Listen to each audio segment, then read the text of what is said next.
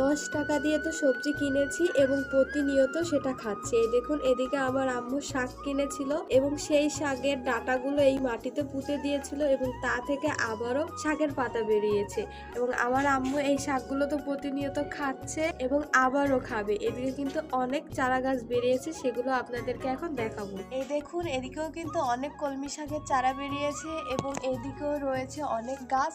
তো আমার আম্মু কিন্তু এক কাজে দুই কাজ সেরে ফেলে। আমার আম্মু বাজার থেকে শাক কিনে আনে, আবার শাক লাগিয়েও ফেলে। আর এদিকে রয়েছে কিন্তু বোম্বাই ঝাল, গাছে অনেক ঝাল হয়েছে।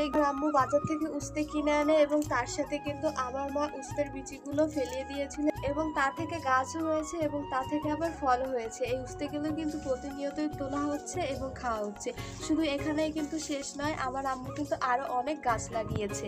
যেমন এখানে রয়েছে পেঁপে গাছ। একটি পেঁপে আমার নানি পাঠিয়ে দিয়েছিল, পাকা পেঁপে। সেই পেঁপের বীজ আমার আম্মু ফেলে দিয়েছিল। প্রায় 40 থেকে 50টা পেঁপে গাছ হয়েছিল এবং সেগুলো আবার তুলে আমার নানা নিয়ে চলে গিয়েছিল নানাদের বাসায় লাগানোর জন্য।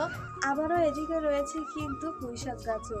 শুধু এখানেই শেষ নয়, কিন্তু এদিকে রয়েছে আবার মিষ্টি আলুর গাছ। মা কিন্তু ঘরে বসে খায় না, সে বিভিন্ন ধরনের কাজ করতে থাকে। যেমন সে ফেসবুক প্ল্যাটফর্মও সামলাচ্ছে, প্রতিনিয়ত ভিডিও ছেড়ে, আবার সে কিছু ফল এবং সবজির গাছও লাগাচ্ছে। আর এদিকে সে কিছু গাছ লাগিয়েছিল, কিন্তু এই গাছটির নাম আমার মনে নেই। এই গাছটির পাতা মাথায় দিতে হয় এবং চুল অনেক সুন্দর হয়। আর এদিকে রয়েছে একটি লেমন গাছ। এই গাছের পাতার ঘ্রাণটা ভীষণ সুন্দর, একেবারে কমলা লেবুর মতোই ঘ্রাণ এবং এই ঘ্রাণটা আমার কাছে ভীষণ ভালো। আর পরবর্তী চাষ আলু।